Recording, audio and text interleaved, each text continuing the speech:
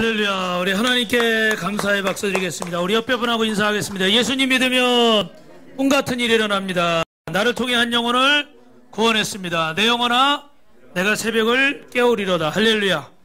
여러분이 보신 영상은 그 장로교 110주년, 그래서 오늘 9월 4일날 전국의 장로교회들이 함께 이 영상 틀어주고 또 포스터도 붙이라고 그랬는데 포스터가 안 왔어요. 그래서 영상을 보여드렸고, 우리는 대한예수교 장로회 합동층에 속해 있습니다. 그래서 여러분이 총신대나 사랑의 교회, 요즘은 세해된 교회, 오륜교회, 좀 이름을 대면 알 수 있는 큰 교회들은 이 합동교단에 속해 있는데, 여러분이 어디 가시나 그 전에 우리 혜진 집사님 이번에 수련회 왔던 조셉이 데리고 왔던 혜진 집사님이 서울에 그 교회에 있다가 이사를 왔는데 그 목사님이 그러시더래요.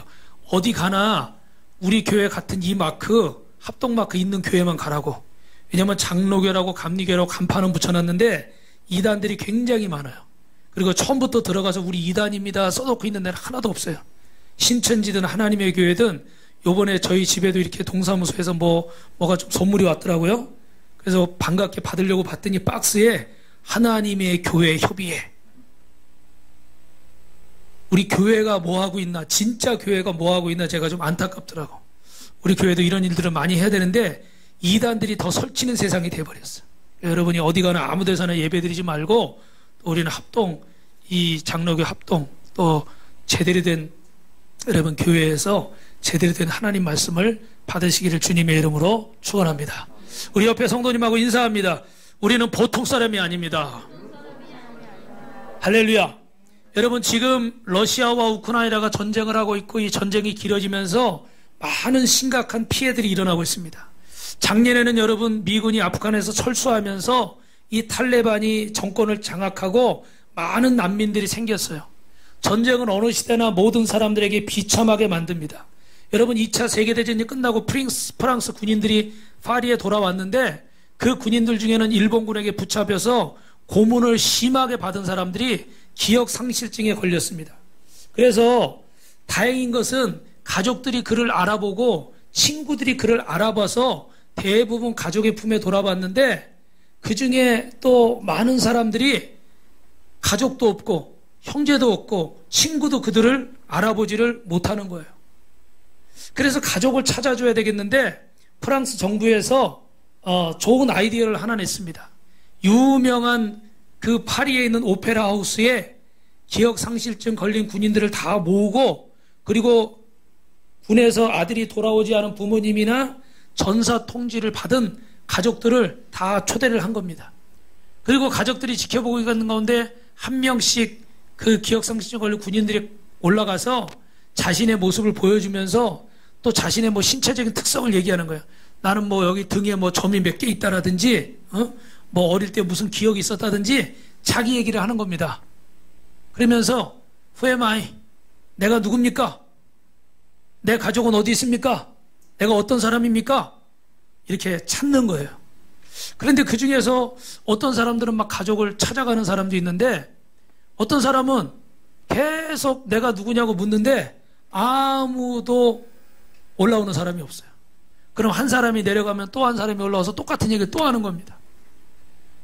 시간이 갈수록 가족을 못 찾는 병사들이 많아지니까 관중석에서 여기저기 흑흑흑 울음소리들이 나오는 거예요.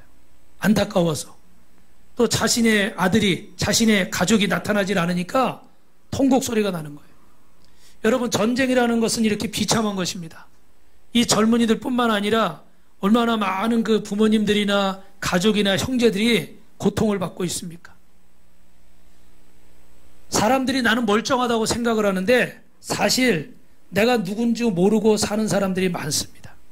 하나님 앞에 내가 누군지 모른 채 인생이란 무대 위에 서서 그저 연기하듯이 그렇게 살다가 정말 인생의 목적과 사명과 비전을 모르고 그렇게 세상을 떠나는 사람들이 많습니다. 왜 그렇습니까, 여러분? 하나님을 떠난 인생은 죄와 허물로 어둠 가운데 살고 있기 때문에 이 어둠 속에서 하나님이 나를 불러주시기 전에는 내가 누군지를 모르는 거예요. 나도 내가 누군지를 제대로 모른 채 기억상실증 환자처럼 살아가는 겁니다. 겉으로는 너무나 멀쩡해요. 그런데 속이 미쳐 있어요. 그래서 요즘은 죄송한데 우울증, 조현병, 공황장애 이런 정신질환들이 그렇게 많습니다. 겉은 멀쩡한데 어디가 미쳐 있는 거예요? 속이 미쳐 있는 거예요. 겉은 멀쩡한데 어떤 것에 반응하는 걸 보면 완전히 다른 사람인 거예요. 그리고 왜 당황을 하지? 여러분, 하나님이 저와 여러분의 이름을 불러주기 전까지 정말 내가 누군지를 모른 채 살아가고 있는 거예요. 어느 영화에서 달나라에 그 우주선이 착륙을 하고 우리 그 우주 비행사가 탁 내렸습니다. 근데 이분이 크리스찬이었던 것 같아. 그래서 그 착륙을 하자마자 뭐라고 그랬냐면, 하나님 어디 계세요? 그리고 이렇게 막 하나님을 찾은 거예요. 근데 한 아이가 이렇게 TV를 보고 있다가, 아빠 저 아저씨 바보야. 하나님은 우리 안에 계시지.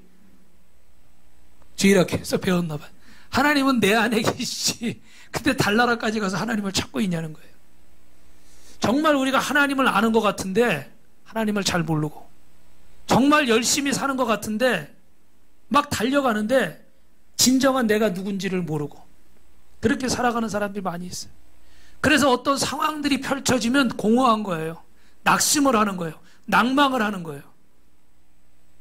공황장애가 와버리는 거예요. 여기가 어디지? 나는 누구지? 미국의 사회학자 조지 허버트 리버라는 사람이 나에 대해서 사회학적으로 설명을 하는데, 주격인 I와 목적격인 me가 있다고 그래요. 주격인 I는 내가 생각하는 나고, me는 다른 사람들이 보는 나.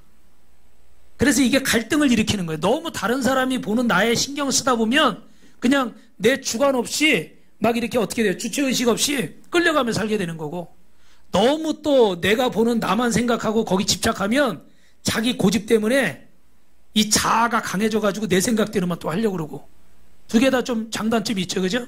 근데 이런 상황 속에서 두 가지가 갈등을 하다가 나중에 조화를 이뤄내면서 내가 되는데, 그것이 진정한 나를 찾는 거라는 거예요. 할렐루야.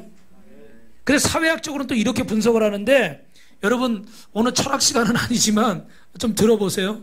여러분이 잘 아시는 전신분석학의 그 창시자인 프로이드는 많이 들으셨지만 사람을 이드, 에고, 슈퍼에고 이렇게 분리를 했죠, 그죠? 짧게 말씀드리면 이드형은 좀 동물적인 욕망을 따라 사는 그런 모습. 에고는 어떻게 돼요? 보통 사람들 좀 자신을 절제하고 어떤 것에 좀 생각을 하고 이런 살. 슈퍼에고라고 그러면 아주 이상적인 자아예요. 아주 내가 생각하는 최고의 어떤 그런 우리가 생각하는 성인들이나 그런 사람들의 모습. 근데 이 세 가지 모습이 우리 안에 다 있다는 거예요. 그래서 어떨 때는 막 동물적으로 본능 따라 막 감정을 절제하지 못하고 막 혈기도 부리고 아니면 욕심 따라 막 쾌락을 쫓아 살고, 어떨 때는 또 이 좀 절제가 돼. 보통 사람처럼 살기도 해요. 평범하게. 또 어떤 순간에는 아주 멋있는 아주 이상적인 그런 인격의 모습이 또 나타나기도 한다는 거예요. 근데 하나만 있는 게 아니라 어떻게 돼요? 이게 막 섞여서 나타나는 거죠, 그죠? 근데 아무래도 후자가 많이 나타날 때 더욱 인생이 아름답게 되겠죠. 그리고 끝으로 칼 융이라는 사람을 인생은 자기를 찾아가는 과정이라고 그랬는데, 자아 에고와 자기 셀프라고 그랬어요. 자아는 내가 의식하는 나. 자기 셀프라는 건 내가 겉으로 잘 드러나지 않는데 내 속에 감춰져 있는 거예요. 그래서 이거를 내 자아로 내 속에 있는 걸 탐구하지 않으면 알 수가 없는 거예요. 그러니까 여러분, 내가 모르는 내 모습이 있잖아요. 다른 사람들이 내 모습이 이렇대. 그러면 진짜 내가 그런 사람인가? 이럴 때가 있어요, 그죠? 이게 감추어진 내 모습, 이것들을 또 발견해야 된다는 거예요. 그런데 여러분, 지금 복잡한 이야기를 많이 해서 여러분이 머리가 잠깐 혼란스러우실 텐데, 중요한 건 이 얘기를 하려고 그러는 거예요. 우리가 인간에 대해서 왜 그렇게 복잡하게 이야기를 할까? 지금도 제가 몇 가지 얘기를 했지만 사람이 아는 거는 너무 많아요. 여러분도 아는 거는 너무 많아요. 그래서 어쩔 때는 제가 여러분한테 물어볼 때 의논할 때도 있어요. 뭐는 어떻게 해야 될지, 뭐는 어떻게 해야 될지 이렇게 물어볼 때가 있어요. 그리고 자주 말씀드리지만 인터넷이나 이런 스마트폰이 발달해가지고 아이들도요, 얼마나 지식이 대단한지 몰라요. 그죠? 애 늙은이에요. 애 늙은이. 그리고 요새는 어른들이나 선생님한테 물어보지도 않아. 왜? 검색하면 다 나오거든. 그래요? 근데 안타까운 건 그 검색의 정보가 100% 맞는 건 아닌 거예요. 잘못된 것도 너무 많거든요. 제가 이번 주에도 뭐 아버지의 사랑 뭐 이런 거 딱 검색했더니 딱 뜨는데 보니까 1번부터 8번까지 전부 다 하나님의 교회. 이단들이 다 포털에다가 맨 앞에 올리는 거예요. 일부러 올리는 거겠죠? 그런 팀이 있잖아요. 예. 댓글 다는 팀도 있고. 이래버리니까 잘못된 정보를 아는 거예요. 여러분, 왜 이렇게 복잡하게 인간에 대해서 얘기하는데도 불구하고 학문적으로 나라는 것에 대한 확실한 정의를 내리지 못하고 있어요? 왜 이렇게 나라는 존재가 내가 누구인가가 왜 이렇게 복잡한 걸까? 첫 번째로 따라합니다. 하나님을 떠난 인간은 자신의 정체성을 잃어버렸습니다. 옆 사람하고 또 인사합시다. 성도님은 보통 사람이 아닙니다. 미국의 하버드 대학에서 낡아버린 철학관 건물을 헐고 새로운 건물을 짓는데 그 입구에다가 문구를 딱 새기려고 하는데 우리 필립 선생님이 친절하게 이렇게 사진을 찾아주셨는데 건물을 새로 짓는데 뭐라고 쓸까? 교수들이 회의를 했어요. 그래가지고 프로타고라스의 인간은 만물의 척도다. 이 글을 쓰기로 교수회의에서 결정을 했습니다. 그리고 관례상 교수회의에서 결정한 건 총장이 받아들이고 그대로 하게 돼 있어요. 그런데 교수들이 이 글귀를 가지고 왔더니 그 총장이 정말 우리가 인간을 이렇게 이해하는 것이 가장 옳은 것일까요? 질문을 던지는 거예요. 그들은 다 맞다고 그러는 거예요. 인간은 만물의 척도라는 거예요. 그러면 이 말씀은 어떻습니까? 시편 8편 4절 말씀을 보여주는 거예요. 그러면서 사람이 무엇이기에 주께서 그를 생각하시며 인자가 무엇이기에 그를 돌보시나이까. 이 말씀을 쫙 보여준 거예요. 정말 우리가 뭘까? 우리가 어떤 존재일까? 그러다가 총장의 의견을 받아들여서 시편 8편 4절의 말씀을 저 건물의 저 윗부분에 이렇게 기록을 한 거예요. 여러분, 인간의 이해는 두 가지입니다. 하나는 인간이 만물의 척도다. 인간이 모든 것의 기준이고 인간이 노력하고 내가 노력하고 수고해서 오늘의 내가 있는 것이다. 이렇게 인간을 이해하는 것이 있고, 두 번째는 나는 하나님의 사랑을 받고 있는 존재다. 하나님이 나를 기억하고 계시고 나는 그분의 은혜로 살아가고 있다. 여러분은 어떤 생각을 가지고 살고 계십니까? 세상에서 사람이 절실하게 묻는 질문이 바로 Who am I? 내가 누구인가요? 열심히 공부하다가, 열심히 일하다가, 열심히 자녀를 키우다가, 열심히 무언가를 하다가도 어느 순간에 내가 누군가? 내가 뭐 하는 거지? 여긴 어디지? 나는 왜 이 일을 하고 있지? 내가 이때까지 왜 참았지? 왜 기다렸지? 뭘 바라보고 내가 이걸 하는 거지? 갈등이 되고 회의감이 찾아올 때가 있어요. 그게 왜 그런지 아세요, 여러분? 내가 누구인지가 내 안에 확실하게 정의가 되어 있지 않아요. 여러분, 소크라테스가 했던 말이 있잖아요. 소크라테스가 뭐라고 그랬어요? 너 자신을 알라. 참 대단한 얘기예요. 대단한 얘기예요. 원래 소크라테스 이전까지는 철학자들이 자연과학, 즉 우주에 관한 그 질문들을 많이 했다고 그럽니다. 그런데 소크라테스가 아니야, 제일 중요한 건 인간이야. 인간이 인간을 알아야 다른 우주 만물 자연과학도 이루어지는 거지, 내가 나를 모르는데 다른 게 무슨 소용이 있어. 이렇게 돼서 철학의 시조가 이렇게 바뀌었다고 그래요. 그래서 소크라테스를 철학의 시조라고 부른답니다. 여러분, 뭐 무신론적 진화론에서는 우리가 우연히 어떻게 뭐 빅뱅이 일어나서, 그죠? 뭐 바닷속에 어떤 아메바가 변형이 돼가지고 그게 생물체가 돼서 그게 어떻게 원숭이가 되고 인간으로 진화하고 이런 얘기를 하고, 범신론에서는 인간이 곧 내가 곧 신이다. 모든 것은 나를 중심으로 돌아간다. 뭐 이렇게 얘기를 하죠. 그죠? 근데 종교개혁자 칼빈은 기독교 강의에서 이렇게 얘기합니다. 자신을 알지 못하고는 하나님을 알지 못한다. 할렐루야. 내가 누군지 모르는 사람은 하나님도 모른다는 거예요. 그리고 또 어떻게 해요? 하나님을 알지 못하는 사람은 자신이 누군지를 모르는 거예요. 여러분, 정말 하나님을 알아야 나를 알고 나를 알아야 하나님을 바로 믿게 되는 줄로 믿습니다. 정말로 우리가 두려워하고 정말로 무서워해야 될 것이 여러분 뭔지 아세요? 여러분 잘 아시는 스웨덴의 노벨은 다이너마이트를 개발했습니다. 그런데 그가 어느 날 이렇게 신문에 기사가 났는데 노벨이 죽었다는 기사가 난 거예요. 근데 제목이 참 이상해. 뭐냐면 죽음의 상인 노벨이 죽다.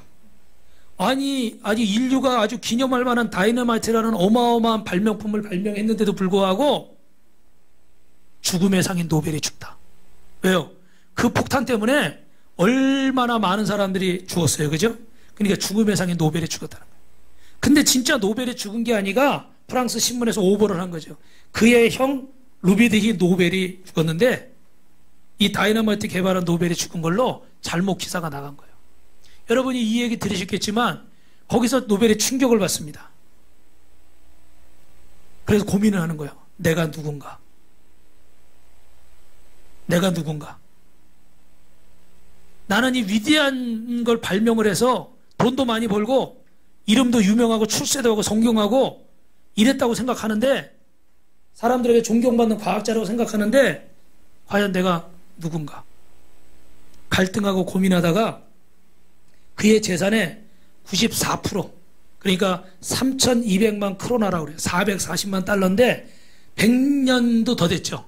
그때 당시 돈으로 50억이 넘었다고 그래요. 전제의 가치로 따지면 5, 6천억 정도 된다고 그래요. 그런 어마어마한 돈을 기부해서 노벨상을 만들었죠. 그죠? 그래서 과학자들에게도 상을 주고 또 노벨 평화상 유명하죠. 우리나라에도 한 대통령이 노벨 평화상을 받았죠. 여러분 이런 일이 어디서 일어났을까요? 하나님 앞에서 자신을 발견한 거예요. 내가 누군가. 나는 잘하고 살았다고 생각했는데 신문기사를 딱 보고 자신을 돌아보게 된 거예요. 아, 내가 잘못 살았구나. 내가 생각한 성공이 아니었구나. 내가 잘했다고 생각한 그것이 잘한 것이 아니었구나. 그럼 내가 이걸 어떻게 바꿀 수 있을까?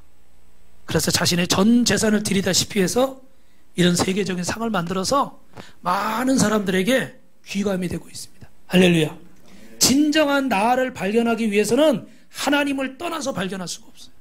그러므로 여러분 따라합니다. 진정한 나를 발견하려면 하나님을 만나야 됩니다. 우리 옆에 분하고 인사합시다. 진정한 나를 발견하려면 하나님을 만나야 됩니다. 그럼 여러분 제가 질문을 던지겠습니다. 진정한 나를 발견하려면 하나님을 만나야 되는데 그 하나님은 어디서 만납니까? 하나님은 어디서 만나요? 교회. 그렇게 말하려고 그랬죠. 예. 기도원. 그렇게 말하려고 그랬죠. 진정한 하나님을 만난다고 하면 광야에서 만나. 광야가 어딥니까 여러분? 자신이 깨어지는 자리. 자신을 철저하게 포기하는 자리. 할렐루야. 정신을 차리세요. 정신을 차리세요. 나를 포기하고 나를 철저하게 깨트리는 자리가 광야인 거예요.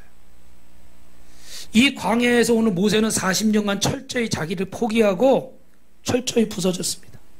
나를 의지하던 사람, 내 지식과 내 실력을 의지하고 사람을 의지하던 사람이 이제 하늘을 바라보는 사람이 되고 하나님의 음성을 듣는 사람이 됐어요. 오늘 여러분 출애굽기 3장 1절 본문 말씀 같이 읽어보겠습니다. 시작. 모세가 그의 장인 미디안 제사장 이드로의 양떼를 치더니 그때를 광야 서쪽으로 인도하여 하나님의 산 호렙에 이름에. 여러분 모세가 호렙산에 도착했는데 이것은 광야 서쪽 끝에 있습니다. 그래서 제가 여러분 이 광야를 가보니까요 너무너무 넓고 아무것도 보이지 않고 정말 사람이 살 수 없는 그런 곳입니다. 그런데 그곳에서 열심히 양에게 풀을 뜯기고 양을 치고 있습니다.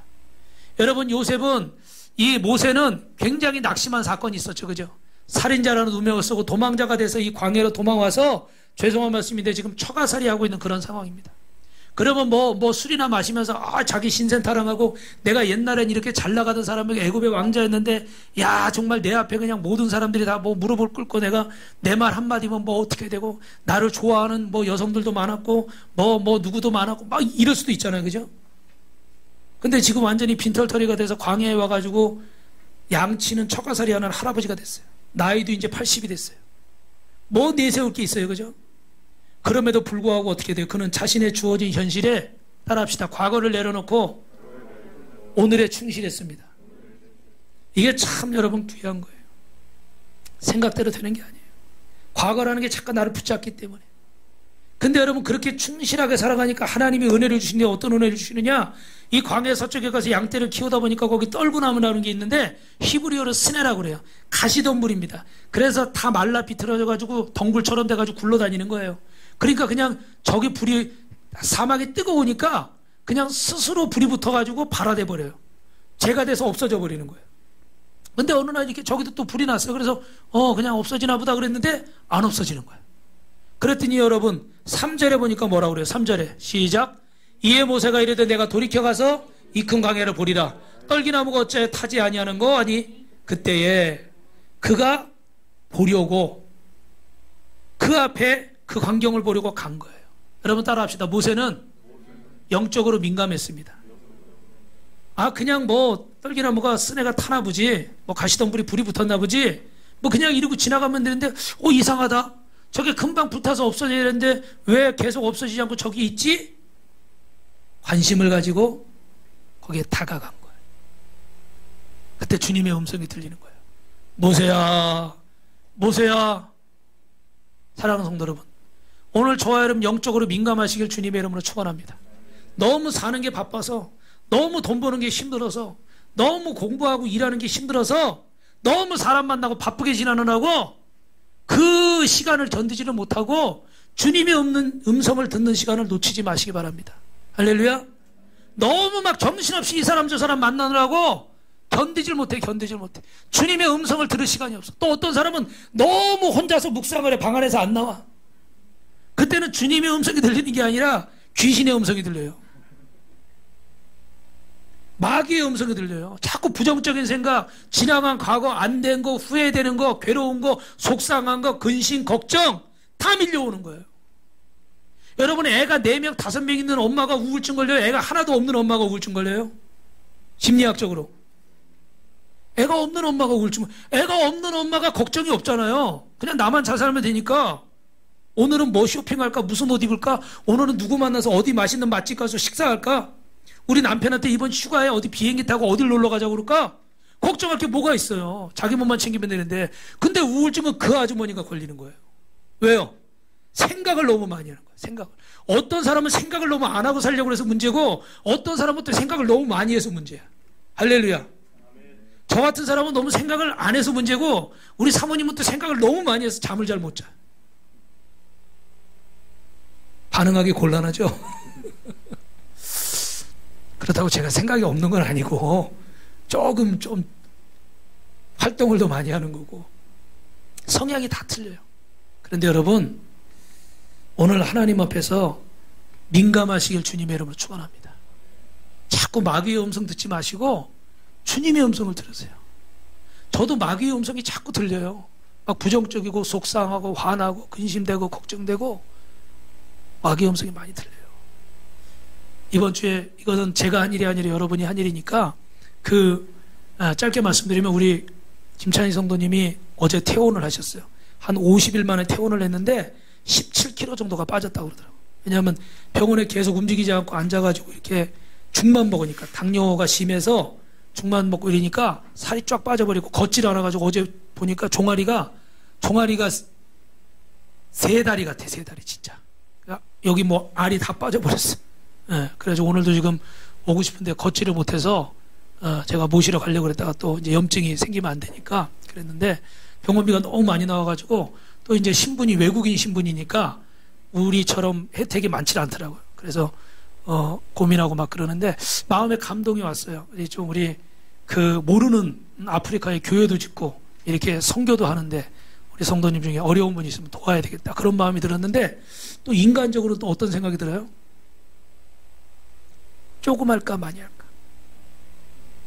우리 교회도 어렵고 나도 그런데 조금만 하자 그런 마음이 많이 드는 거예요. 네. 누구의 소리일까요? 제가 한 주간 동안 고민을 했어요. 기도하면서. 그래서 이렇게 마음을 먹었다 저렇게 마음을 먹었다.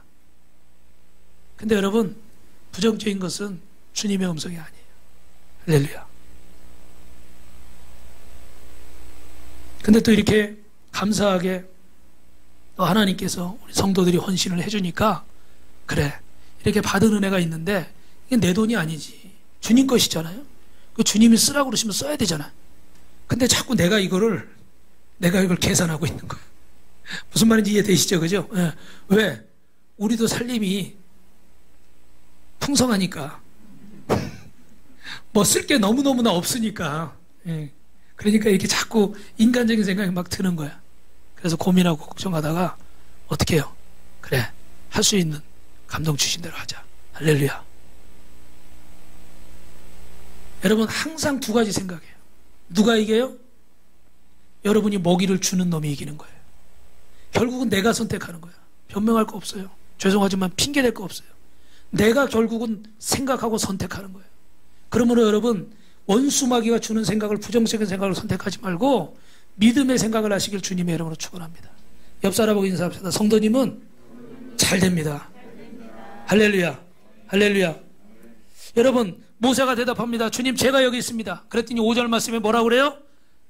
하나님이 이르시되 이리로 가까이 오지 말라.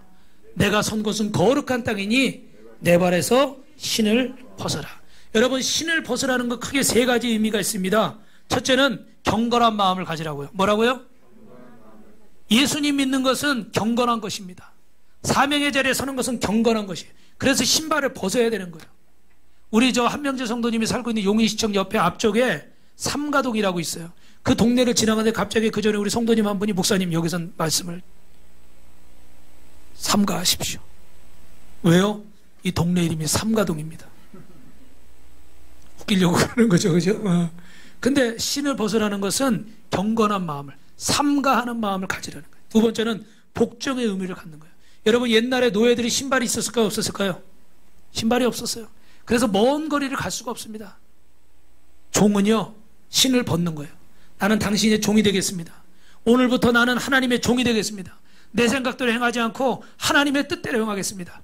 내 마음대로 가지 않고 하나님이 말씀하신 대로 순종하겠습니다. 할렐루야. 할렐루야.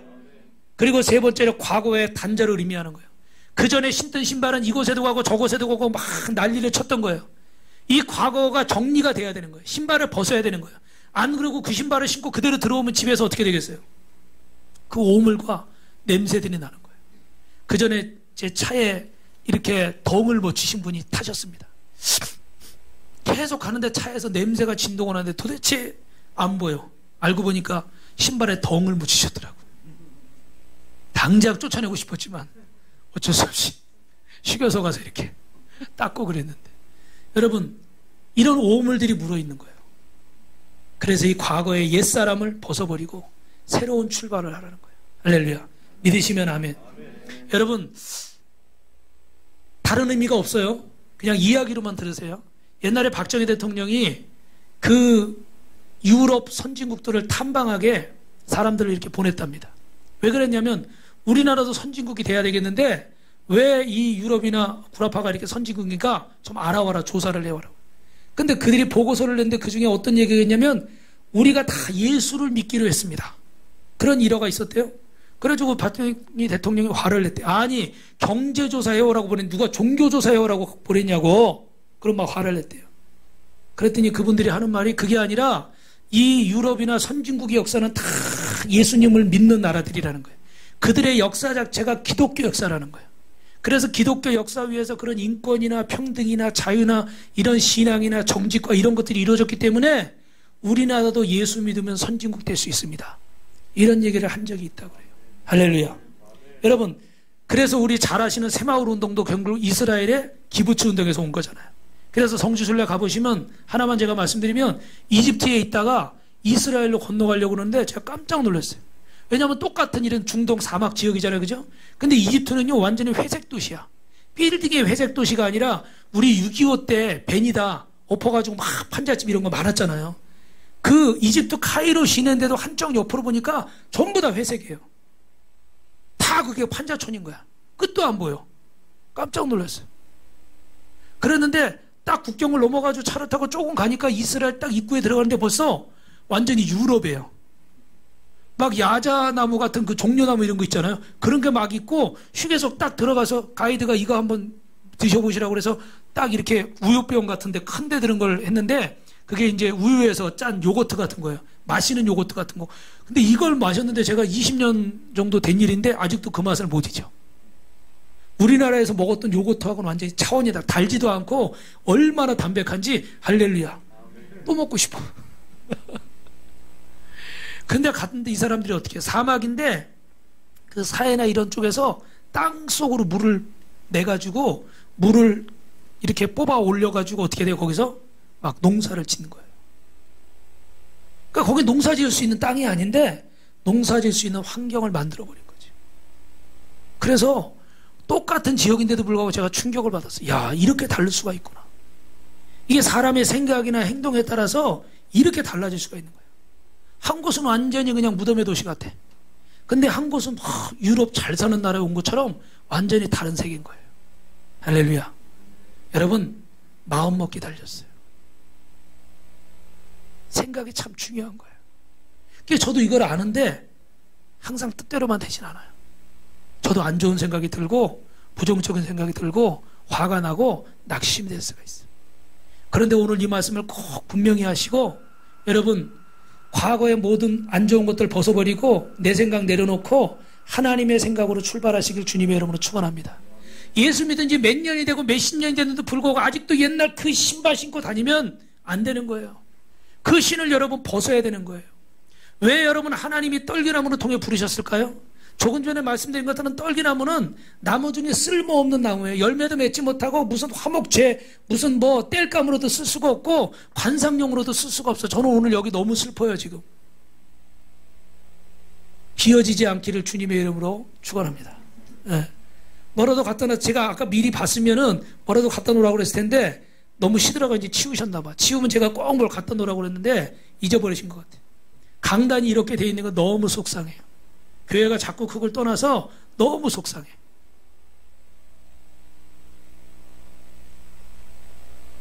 아무 걸로도 쓸 수가 없는 거예요. 이 받침대가 좋은 크리스탈 받침대가 있는데 올려놓을 게 없으니까 이거 아무짝에도 쓸모가 없어. 이거 뭐 치워야지. 저는 없으면 치워놔요. 근데 이걸 그냥 놔뒀어. 이거 못하러 갖다 놨어요. 이 마이크 있으니까 좋네요. 그죠? 옆으로 가도 말이 다 되네. 아무 쓸모없는 나무인데, 나무라고 할 수도 없는 건데 왜 그것을 통해서 하나님이 모세를 만나주셨을까? 무가치한 인생, 아무 별 볼 일 없는 인생. 따라합니다. 마지막 세 번째입니다. 사람은 누구든 하나님의 은혜로 삽니다. 모세는 타지 않는 떨구나무를 보면서 세상이 멸시받고 버려진 쓸모없는 자신을 보는 것 같은 거예요. 그리고 애굽이라는 나라를 통해서 말할 수 없는 고난을 당하는 이 백성들이 여러분이 앞에서 읽으신 것처럼 그 고역과 고통이 너무너무 심해서 하나님께 부르짖어서 오죽하면 하나님이 내가 그 고통을 들고 이 이스라엘 백성들을 출애굽시켜 주겠다는 거예요. 그런 민족이고 그런 힘없는 민족인데도 불구하고 그러면 사라져야 되잖아요. 없어져야 되잖아요. 죽어버려야 되잖아요. 끝나야 되잖아요. 근데 안 끝나는 거예요. 안 사라지는 거예요. 아직도 존재하는 거예요. 할렐루야. 떨기나무 같은 인생인데 왜 없어지지 않고 왜 사라지지 않고 왜 죽어버리지 않을까? 왜요? 하나님이 임재해 계시기 때문에. 할렐루야. 하나님의 임재가 그 떨기나무 가운데 있기 때문에 이것이 불타고 사라지지 않는 거예요. 아, 나도 하나님의 은혜로 여태까지 살아있는 거고. 왜요? 그때 당시 그 바로왕이 다 어떻게 돼요? 이스라엘 아이들 죽이라고 그랬잖아요. 그죠? 히브리 산파들이 가서 남자이면 죽이고 여자이면 살려두라고 몇 번이나 명령을 내렸는데 어떻게 해요? 그들이 하나님을 두려워해서 이 아이들을 살려줬어요. 그리고 이제 키워놨는데 어떻게 애가 울음소리가 커지니까 엄마가 이러고 있다 걸려서 죽을 것 같으니까 나일강에다 바구니에다가 이렇게 역청 발라가지고 강물 위에 띄웠어요. 이거 살라고 띄운 거예요? 죽이려고 띄운 거예요? 살려고 띄운 거지만 산다는 확신이 있어요? 죽어도 어쩔 수 없는 거예요. 부모지만 죽어도 어쩔 수 없기 때문에 그냥 앉아있다가 죽느니 차라리 이렇게라도 어떻게라도 한번 해보려고 한 거예요. 근데 마침 그때 궁전에 목욕탕이 있을까요? 없을까요? 궁전에 목욕탕이 있어요? 없어요? 그럼 공주가 거기서 목욕을 해야지 어디 감히 아녀자가 거기 바깥에 강가에 목욕하러 나왔다가 이렇게 바구니를 발견하는 거예요. 죽었으면 벌써 죽었어야 될 인생인 거예요. 누구의 은혜로 살아요? 하나님의 은혜로 살았구나. 우리나라도 벌써 망했어가 없어질 나라인데 하나님의 은혜로 살았구나. 여러분, 4년도 아니고 40년도 아니고 우리는 36년만 돼도 이렇게 신사참배하고 다 그냥 이름 갈아엎고 누가 누군지를 모르는데 430년 동안 남의 나라에서 노예로 살면 자기 정체성, 민족적인 이런 것들이 있겠어요, 없겠어요? 430년이요, 430년. 몇 세대가 바뀌는 거예요? 이건 지킬 수가 없는 거예요.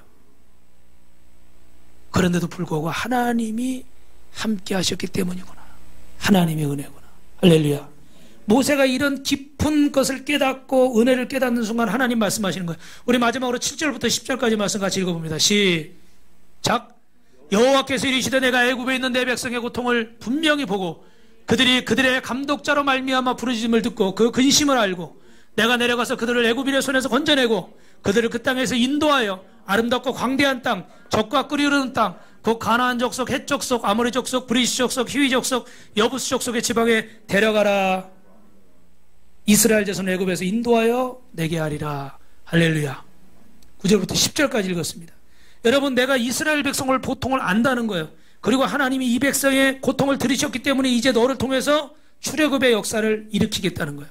그런데 11절에 모세가 여러분 뭐라고 얘기합니까? 11절 말씀이요. 시작. 모세가 하나님께 아뢰되 내가 누구이기에? Who am I? 내가 누굽니까? 이제 여기서 질문이 나오는 거죠. 여러분, 마지막이에요. 지금 모세가 자기 이름을 몰라서 하나님께 묻는 게 아니에요. 나는 그럴 만한 사람이 못 되고 나는 그 일을 감당할 수 없다는 거예요. 근데 여러분, 이건요, 따라합니다. 이제 쓰임받을 준비가 됐습니다. 여러분, 그 전에 40년 전에 모세 같았으면 어떻게 했을까요? 아, 제가 적임자입니다. 그거 제가 할 수 있습니다. 그거 제가 잘합니다. 저한테 맡기십시오. 그때는 막 힘이 넘치고 지식도 있고 막 권력도 있고 막 이럴 때니까 내가 하겠습니다. 내가 하겠습니다. 뭐 이랬을 거예요. 근데 이제는 어떻게 돼요? 하나님, 내가 뭐라고요? 나는 살인자고 도망자고 아무 힘없어서 처가살이하고 나이는 80이 돼서 할아버지고 내가 뭘 합니까? 하나님, 난 못해요. 아시잖아요. 그리고 그 전에 내 힘으로 하려고 해봤는데 뜻대로 되지도 않았잖아요. 하나님, 난 못해요. 난 그런 사람이 아니에요. 근데 여러분, 그럴 때 하나님이 쓰시는 줄로 믿습니다. 내 힘으로 하는 것이 아니고 하나님의 도우심이 아니고 하나님의 은혜가 아니면 나는 설 수 없습니다 라고 고백하는 사람에게 하나님이 역사하시는 거예요. 그렇다고 무슨 일 시키면 맨날 빼라는 얘기가 아니에요. 그 빼는데 나는 못합니다 하고 그 뒤에 뭐라고 해야 돼요? 그 뒤에 뭐라고 해야 돼요? 선영 집사님, 나는 못합니다. 근데 하나님이 하시면 합니다. 하나님이 시키시면 순종하겠습니다. 저는 못하지만 주님이 시키시면 순종하겠습니다. 자, 옆 사람하고 인사합니다. 시작. 저는 못하지만 주님이 시키시면 순종하겠습니다. 할렐루야. 다 고백했어요? 안 한 사람 없죠? 이제 목사님 무슨 얘기를 하든지 순종할 줄 믿습니다. 이게 신학적으로 수동적 영성이라고 그래요. 내가 하는 게 아니라 하나님이 부르셔서. 그래서 신학교 때 이런 말을 들었어요. 하나님은 자원병을 쓰시는 게 아니라 타춘병을 쓰신대. 이 말이 상당히 섭섭한 말이에요. 왜냐하면 내가 주의 종이 되겠습니다, 내가 신학하겠습니다 해서 온 사람들은 졸업을 거의 못해. 중간에 다 가버려. 근데 안 하겠다고 하는데도 하나님이 끌어서 갖다 놓은 사람은 매일 안 하겠다고 그러면서도 결국 졸업을 하더라고. 하나님이 선택한 사람, 하나님이 세운 사람. 할렐루야. 여러분, 내가 하려는 의도 중요하지만 하나님이 나를 부르셔야 돼요. 믿으시면 아멘. 저와 여러분을 하나님이 불러주신 줄로 믿습니다. 하나님이 불러주신 거예요. 하나님이. 여러분, 저도 큰 교회에 있으면 더 편안하게 더 여유있게 목회할 수 있고 더 폼나게 목회할 수 있고, 여러분도 큰 교회에 있으면 더 부담 없이 더 편하게 신앙생활 할 수 있을 수도, 그렇다고 또 다음 주에 안 올라 있을 수도 있어. 근데 작은 교회를 섬기니까 여러 가지 또 책임감도 있고 새벽 예배도 한 번도 못 빠지고 그런 자매님이 계세요. 네. 빠질 수가 없어. 그런 부담감들이 있어. 그런데 여러분, 결론이지만 지나고 나서 보면 그게 은혜예요. 아, 하나님이 이것 때문에 나를 그렇게 훈련하시고 세우시려고 하셨구나. 저도 깨닫는 게 있어요. 아마 여러분도 깨닫게 될 줄로 믿습니다. 오늘 그래서 마지막에 나는 누굽니까? 내가 누굽니까? 물어보는데 주님이 뭐라고 그러세요? 12절에 하나님이 이르시되 내가 반드시 너와 함께 있으리라. 아니 내가 누구냐 그러면 야 너는 뭐야 얘기를 해주시면 되는데 대답은 안 하시고 내가 너와 함께 있으리라. 조금 전에 말씀드린 것처럼 모세는 여러분 마지막에 잘 들으세요. 살인자고 실패자고 꿈을 잃어버린 늙은이고 처갓집 양을 치는 목동에 불과하며 그러나 하나님의 음성을 듣고 자기가 할 일을 깨닫고 나서는 비로소 모세가 모세되는 것입니다. 내가 얼마나 부족한 사람인가. 그럼에도 하나님이 나를 사랑하시고 나를 쓸모없는 인간이 아닌데 나에게도 쓸모없는 인간에게 하나님이 할 일을 맡겨주시고 내 존재 가치와 이유와 목적을 깨닫게 하셔서 새로운 모세로 만들어주신 줄로 믿습니다. 할렐루야. 여러분 따라합시다. 사명을 깨달으면 내가 누군지 알게 됩니다. 사명을 깨달아야 내가 누군지 아는 거예요. 내가 누군지 물어본다고 내가 누군지 아는 게 아니에요. 여러분이 다니는 그 직장이 여러분이 누군지를 말하는 게 아니에요. 여러분이 가지고 있는 그 스펙이 여러분이 누군지를 말하는 게 아니에요. 여러분이 가지고 있는 그 외모가 여러분을 말하는 게 아니라는 거예요. 하나님 앞에 그 사명을 깨달아야 내가 누군지를 알게 되는 거예요. 우리가 3P 바인더 마지막에 사명 선언서, 평생 계획서, 비전 선언문을 쓰는데 제가 신기한 게 있었어요. 뭐냐면 저는 비전 선언문은 내가 되고 싶은 걸 쓰는 거고 사명 미션은 내가 이렇게 해서 하나님 앞에 이렇게 쓰임받고 이렇게 이 사회에 교회를 위해서 공헌하겠다 이런 것인데 그러면 나는 비전 선언문이 먼저 되고 사명 선언문이 나중에 되는 줄 알았는데 사명 선언문을 쓰고 나서 비전 선언문을 쓰더라고요. 그 순서를 이해를 못했어요. 근데 보니까 어떻게 돼요? 내 사명을 올바로 깨달아야 비로소 내가 어떤 사람이 되겠다 하는 비전이 세워지는 거예요. 고개를 끄덕이지 않는 것이 이해를 못하시나 봐. 이 짧은 시간에 이해하기 어려울 수도 있는데 사명을 깨달아야 비로소 내가 어떤 사람이 돼야 되는 게 정해지는 거예요. 내가 어떤 사람 되겠다 그러고 사명을 갖다 껴 맞추는 게 아니라는 거예요. 그거는 목적이 이끄는 삶이 아닌 거예요. The purpose driven life. 목적이 나를 이끌어가는 거지. 내가 목적을 세워놓고 나는 집을 몇 채 살 거야. 나는 돈을 얼마 벌 거야. 나는 어떤 사람이 될 거야. 내가 목적 세워놓고 달려가는 게 아니에요. 그거는 주님이 주시는 사명이 아닌 거예요. 그건 여러분 생각인 거예요. 여러분 욕망인 거예요. 여러분의 뜻인 거예요. 우리의 생각인 거예요. 그런데 하나님 앞에 이 사명을 깨닫고 나면은 내가 어떤 사람이 돼야 될지가 내가 누군가가 정해지는 거예요. 그래서 지나간 80년의 시간이 이제 보니까 어떻게 돼요?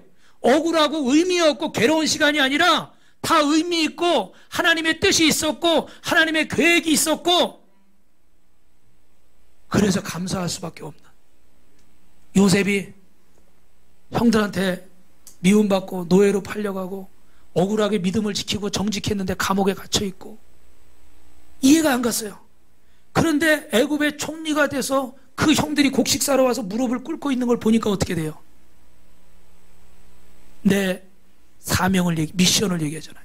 형님들 걱정하지 마십시오. 우리 가족을 살리고 우리 민족을 살리고 이 지역을 살리려고 하나님이 형님들보다 나를 앞서 보내신 것입니다. 내 미션을 깨달으니까 사명을 깨달으니까 내가 애굽의 총리가 된 내 비전이 완성이 되는 거예요. 형님들의 볕단이 11개의 별이 내 앞에 절을 했던 그 이유를 이제야 알게 되는 거예요. 할렐루야. 여러분 굉장히 중요한 말씀인데 하나님 앞에서 미션을 깨달아야 비전이 완성되는 거예요. 하나님 앞에서 여러분 사명을 깨달아야 내가 누군지를 알고 왜 이 자리에 있고 여기서 뭘 해야 되고 왜 참아야 되고 왜 노력해야 되고 왜 힘써야 되고 왜 손해봐야 되고 왜 헌신해야 되는지 거기 답이 있는 거예요. 말씀을 마치겠습니다. 사랑하는 성도 여러분, 하나님의 뜻이 저와 여러분에게 있는 줄로 믿습니다.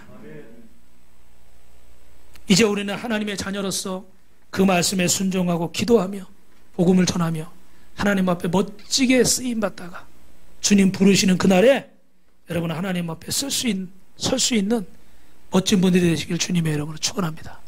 옆 사람하고 인사합시다. 성도님은 멋지게 쓰임받을 겁니다.